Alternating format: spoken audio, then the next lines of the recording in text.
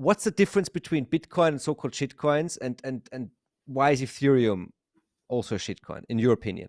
The difference between Bitcoin and shitcoin is that Bitcoin is the one digital currency who nobody has ever been able to create for any price other than market value, and that we can credibly know cannot have its supply changed because there is no authority behind it. So, therefore, with every Bitcoin, we can think about it as being like a market commodity, like gold. There was a cost of making every gold ounce that's out there. Somebody had to dig for it and somebody had to find it, and it was available for anyone to find, and it was a commodity that was sold on the market where all people can buy and sell and produce this commodity equally. Shitcoins, on the other hand, are just database entries for individuals, small groups of individuals. Every single shitcoin has a small group of people. And if you've heard about any of them, there's about 19,000 of them today. So if you've heard about any single one of them, the only reason you have heard about it in the sea of 19,000 flavors of shitcoin is that it has a small group of people that have done a very good job marketing and promoting it and mining it and coding it and maintaining it and running the supply schedule, making sure that everything runs smoothly, promoting it, putting it on exchanges, paying exchanges to list it, paying shitcoin influencers to promote it, and on and on and on and on and on. So if it's a shitcoin, if it has a small group of people behind it, if you've heard about it, it has that small group of people, and if it has that small group of people behind it, it can be hard forked easily. If it can be hard forked easily, it is very easy then to change the supply. And if you change the supply, you destroy the entire value proposition because because since it's all digital at the end of the day, changing the supply from, let's say, 100 million coins to 100 billion coins is trivial. Printing 100 trillion coins is as easy as printing one extra coin. So when you print 100 trillion coins and then you start selling them, you bring the price down to zero. So that has happened with many of the shit coins, and it's going to continue to happen with more of them because ultimately these things cannot be secured as long as there is a party that is in charge of them. And all of the attempts to obfuscate with techno babble buzzwords cannot hide the fact that this entire thing rests on a currency whose supply is arbitrarily determined by a small group of people. We've seen even in the biggest shitcoins out there, which is Ethereum, the as I like to call it, the mother asshole from which the shitcoins spring. Even in Ethereum, we see that the money supply is something that has been changed. What is it now? 5 times already? They've changed the money supply schedule 5 times already. It can be done with any of those shitcoins. And if it can be done, then the value can go up and down as these people want it to. Perhaps not as easily up, but it can go down very easily. And I think over time, whether this fails or not is, I think, less important because ultimately these are not going to be sustainable ways. These are not going to be attractive for people to put serious amounts of money in them. So now, at a small enough level, you can get a level of speculation here and there where people put money into certain shit coins. Some of them make money, some of them get burned. But on a long enough timeline, no amount of serious money is going to want to go into those shitcoin projects, and the serious money is only going to want to go into somewhere where you are not resting all of your wealth in the hands of a few coders.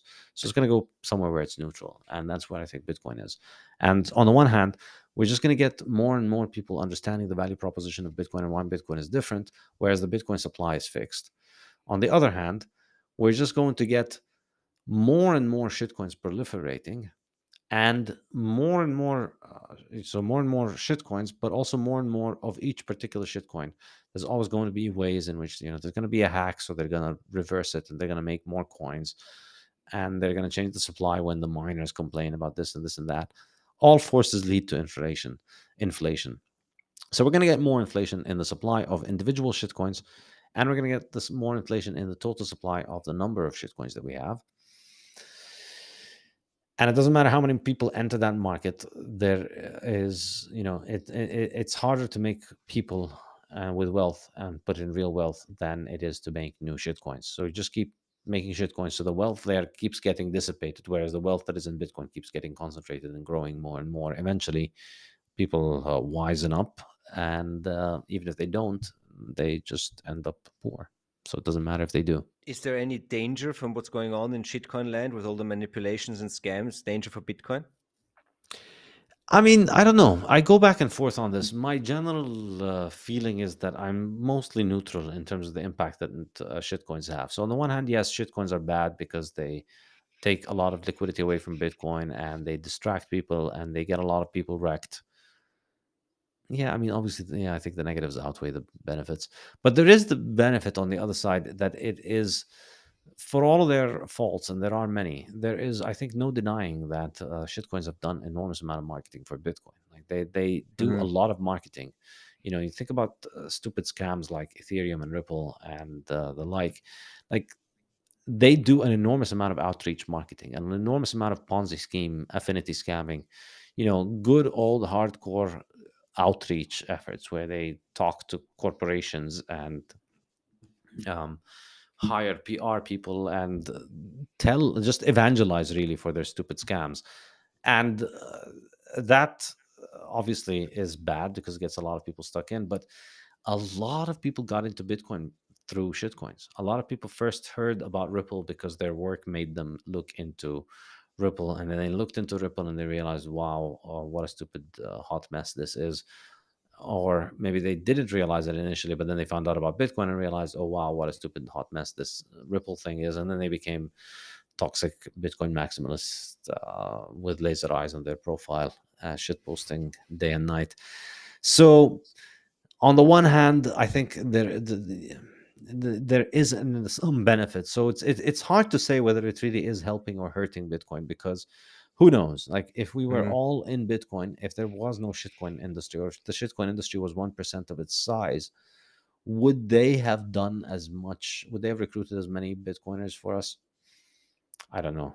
They recruit the most Bitcoiners by simply collapsing, like Terra Luna did. I mean, that really helped a lot. I think. I know. This is the thing, and of course, and this is the thing that we need to kind of always keep reminding shitcoiners and neutrals with.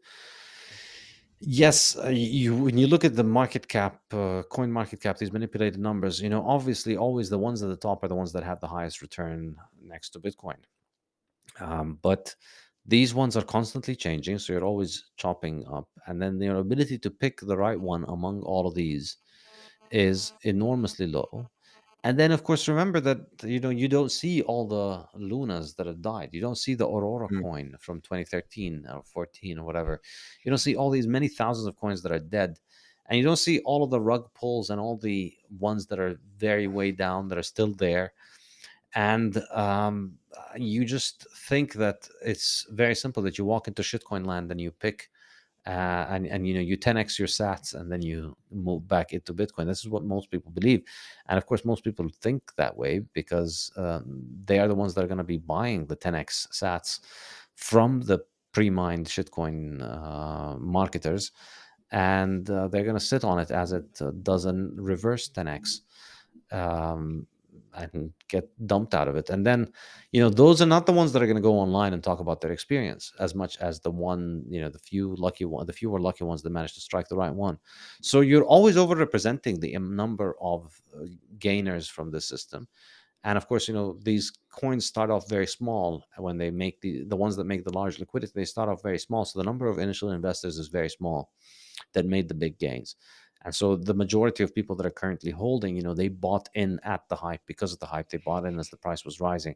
They didn't get in from the pre-mine. And so this is the thing. And then so, when you throw in the fact that there's so many of them that can just underperform, and the majority are going to underperform, and then there's always a risk of just waking up one day and it all goes to zero, then it becomes clearer.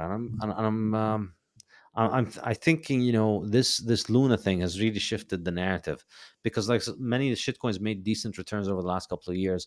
A lot of people have been convinced by this idea that you can shitcoin in order to make more sats. And now a lot of people have learned the hard way, and a lot of people coming back to the fact that no, just stacking and hodling is really the right answer. Just keep DCAing Bitcoin. If you have income, just keep buying as much as you can. If you have savings, get into as much Bitcoin as you can. Sit on it for as long as you can. There's no beating that strategy. Trying to figure out which one of those stupid shit coins is going to make you 100x and which one is going to make you a 1/1 million x return is just nihilism. It's and Yeah.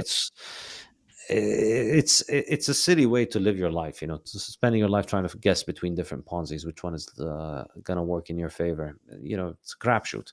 Whereas if you stack Sats, you've got moral and economic and all kinds of clarity in your life that number go up technology. You're buying something that's limited, everything else is being made more of. It's not difficult.